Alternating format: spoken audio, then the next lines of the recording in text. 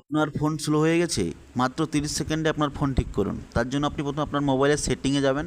সেটিংয়ে গিয়ে দেখুন, স্ক্রলিং করে অ্যাপস বলে একটা অপশন পাবেন মোবাইলে। অ্যাপস ক্লিক করবেন। অ্যাপস ক্লিক করার পরই যখন অ্যাপ ম্যানেজমেন্ট বলতে সবার উপরে অপশান আছে, অ্যাপ ম্যানেজমেন্টে ক্লিক করবেন। ক্লিক করার পরই আপনার মোবাইলে যতগুলো অ্যাপস ইনস্টলড রয়েছে তার লিস্ট চলে আসবে এখানে। তো আপনারা কী করবেন, প্রত্যেকটা অ্যাপসকে ওপেন করে তার যে ক্যাচ ফাইল হয় সেটাকে আপনারা ক্লিয়ার করে দেবেন। ঠিক আছে, এখানে দেখুন ইউটিউবে আমি ক্লিক করলাম। ইউটিউবে ক্লিক করে দেখুন আপনার এখানে স্টোরেজ ইউজেস আসছে একটা অপশান। স্টোরেজ ইউজেসে ক্লিক করবেন।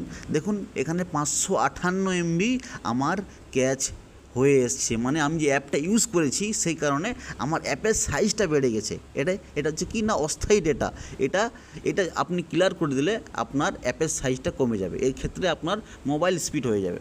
ঠিক আছে, এই ক্যাচ ক্লিয়ার করলে আপনার কোনো ডেটা ডিলিট হবে না।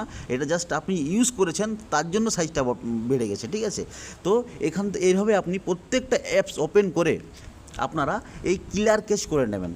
সেই ক্ষেত্রে আপনার মোবাইলে অনেক স্টোরেজ কমে যাবে এবং ফোন ধীরে ধীরে স্পিড হয়ে যাবে। দেখুন আমি হোয়াটসঅ্যাপটা করলাম, হোয়াটসঅ্যাপটা ওপেন করেও আমি ক্যাচটা এখান থেকে ক্লিয়ার করে নেব। ঠিক আছে, 56 MB আছে, আমি এটা ক্লিয়ার করে নিলাম। তো এইভাবে আপনারা করতে পারেন, আমার মোবাইল স্পিড করতে পারেন। ঠিক আছে, এরকম নতুন নতুন সহজ টেকনিক্যাল টিপস জানার জন্য আমাকে ফলো করুন।